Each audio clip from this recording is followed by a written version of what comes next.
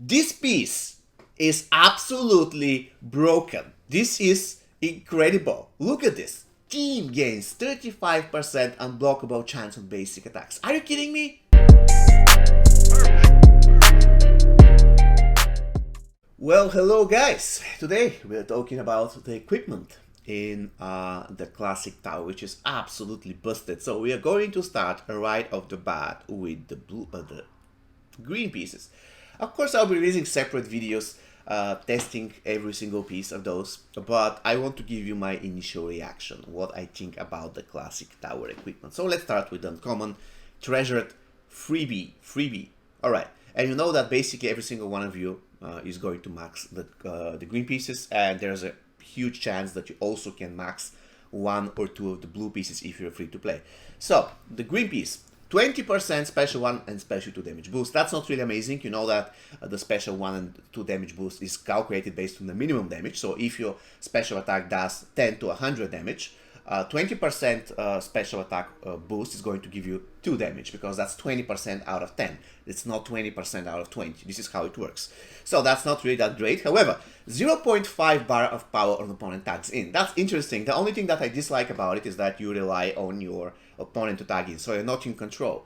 Unless you're using one type of character that has such type of mechanics, such as Classic Scorpion, such as Aftershock Tremor. If you're using such type of character, this is going to be pretty useful.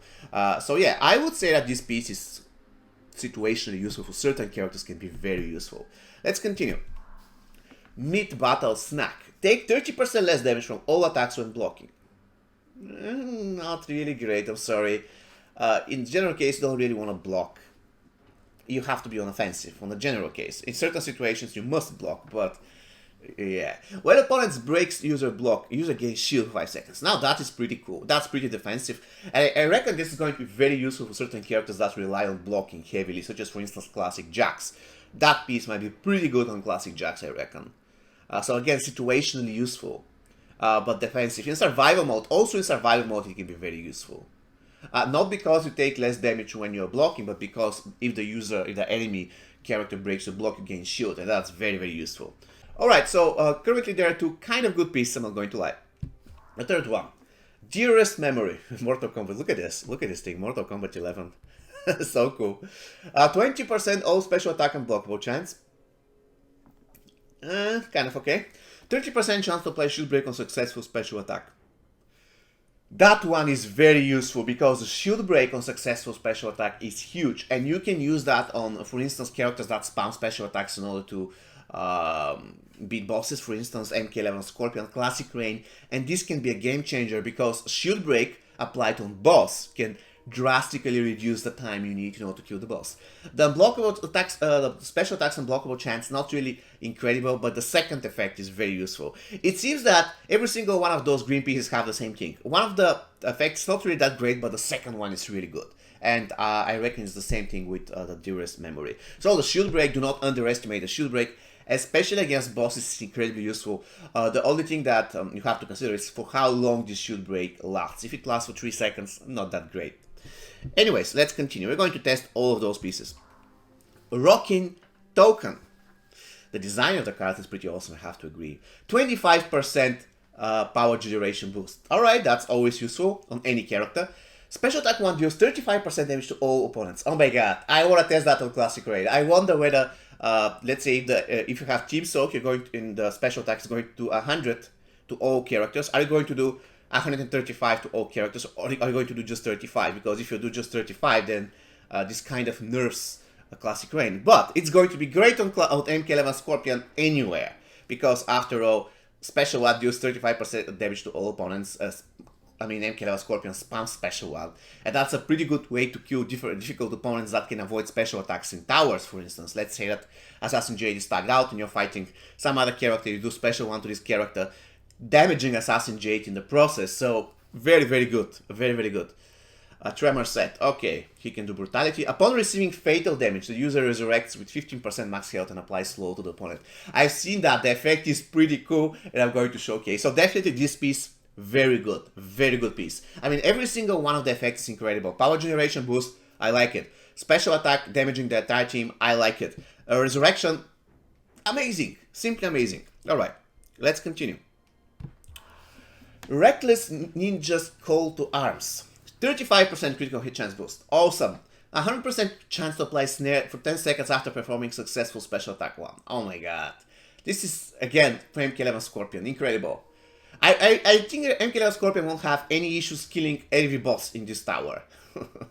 And Scorpion said, just a quick alongside Restless Ninja. Alright, you're going to do Friendship. Okay. Okay, 25% chance to steal 5% of opponent's max power and basic attacks hits. When you say max power, you mean O3 bars. So 5% of the O3 bars or 5% of whatever power he has at this very moment. So if he has only 1 bar of power, right, you're going to steal 5% of the 1 bar of power, or you're going to steal 5% of the 3 bars of power. Anyways, I'm not really a fan of the third effect. It's a very low chance, and 5% of opponent's max power. Probably it works like the Varmin had. Yeah, on basic critical hits. And I wonder, by the way, whether you can snare people using that. If this is the case, it's going to be very good. However, the Varmin hat, you can do that and you don't have to max it out. So, still, very good piece, don't get me wrong. I'm just trying to figure out whether the last effect is worth it. And I guess it's going to be okay. I guess it's going to be okay. But I have to test it, of course. Again, very solid piece, without any doubts. The thing is though, since you have snare already here, you see 100% chance to apply snare, you don't really care whether you're going to be applying snare once you steal power. Still, it's interesting to check.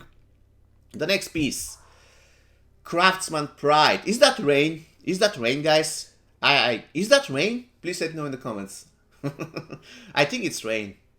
Anyways, 30% opponents unblockable attack chance reduction. Amazing. I believe there are just 4 pieces in the game that gives that. So that's the 5th one, or just 3. Shadow Sash, Frost Mask, and there is another one. I forgot the other one. But there are not many pieces that reduces the unblockable chance. So that's very good. 25% chance to dodge a special attack. Come on. I mean, that's useful, but again, very chance-based. 20% team max health boost. So you can put this piece on a character that you don't use, and she's going to be increasing the health of your active character. Very useful, I guess. Very, very useful. So again, very good piece. I mean, so far, every single piece is very good. I didn't get to see a piece where I can say, this piece, you know what, trash. It is true that some of the green pieces were situationally useful on certain characters. I wouldn't say that they are useful on any character, but there isn't a piece that I will say, no, it's not really that great, I wouldn't use it. No, not a single case. And let's get to the big boys. This piece is absolutely broken. This is incredible. Look at this. Team gains 35% unblockable chance on basic attacks. Are you kidding me? Each acquired bar of power while tagged in grants the user 2% speed boost until the end of the match. Max amount of stacks 20. So you're getting faster. Tremor gains rock energy after every combo ender. Gaining 5 of them, basically you have to do 5 combo enders. Gaining 5 rock energy stacks causes Rock Overlord, which explodes and drains all of the opponent's team power. Oh my god! Receiving unblocked damage or tag out resets the number of rock energy set. So you need to do 5 and you're draining all the power of the entire enemy team. Now granted, it's not really that easy to get 5 combo enders with Tremor. Unfortunately, you have to do it once you're tagged in. You cannot really do 1, then tag out, then do another one, then tag out, then do another one. You have to do just 5 consecutive ones after you have tagged in, and that's not really that easy to do with Tremor. Let's be real. It's not really that easy to do with Tremor. It is going to be kind of easy. No, it's not. You need to keep them stunned or something. And you know, Tremor changes stances, so he's going to stun, then he's going to apply fire, and then he's going to stun again. So it's kind of tricky. However, I definitely want to test that. For now, I think it's not going to be that easy to achieve with Tremor. Uses damage increase upon losing health. The more health loss, the higher damage. Maximum is damage boost 99%. Oh my god, this thing, if you just do give it to Johnny Cage, a Death Hunter, that's going to be absolutely broken. He'll be dealing like brutal damage at 1% health. And you don't care that you're at 1% health because they cannot kill you anyways. They cannot hit you.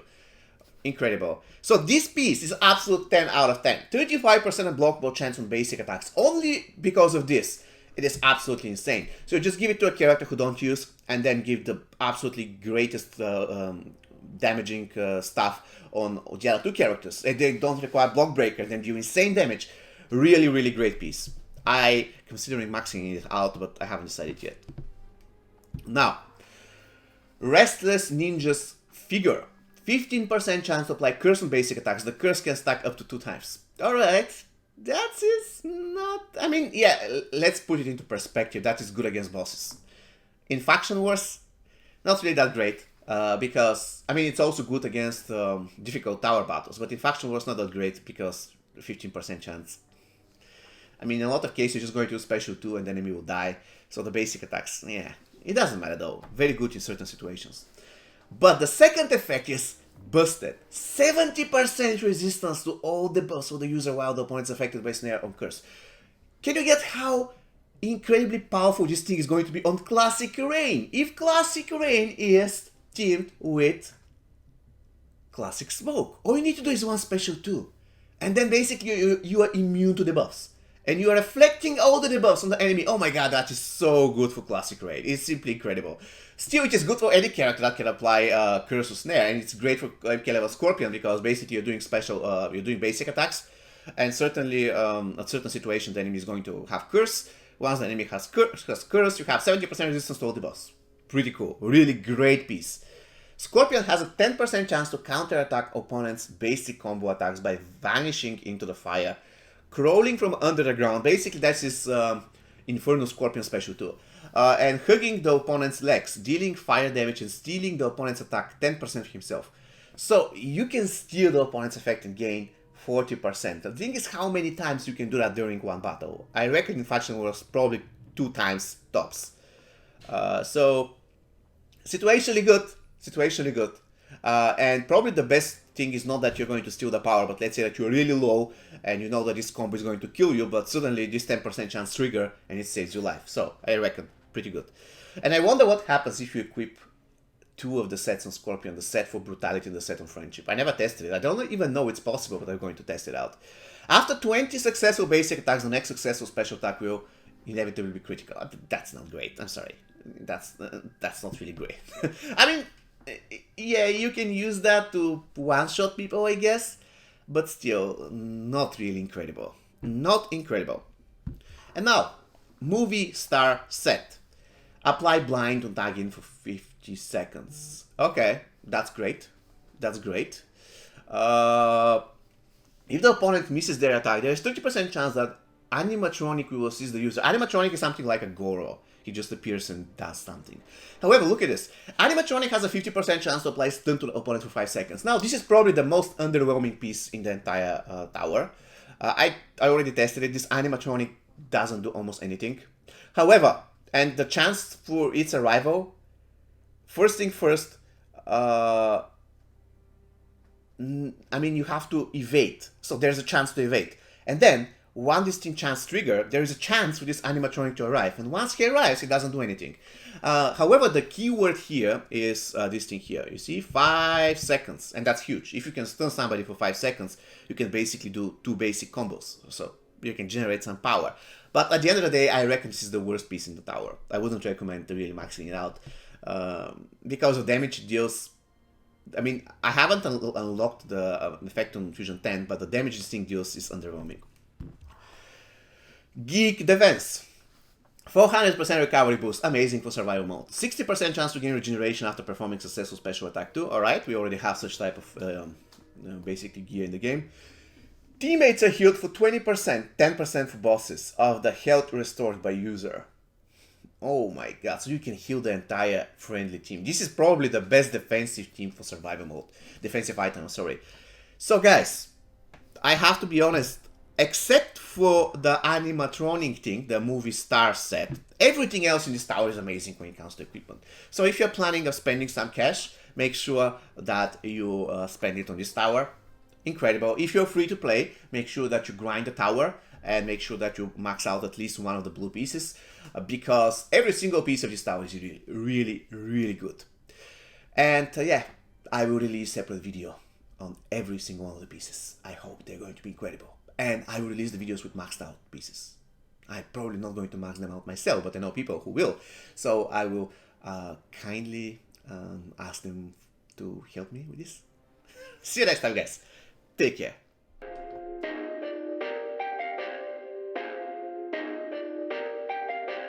Perfect.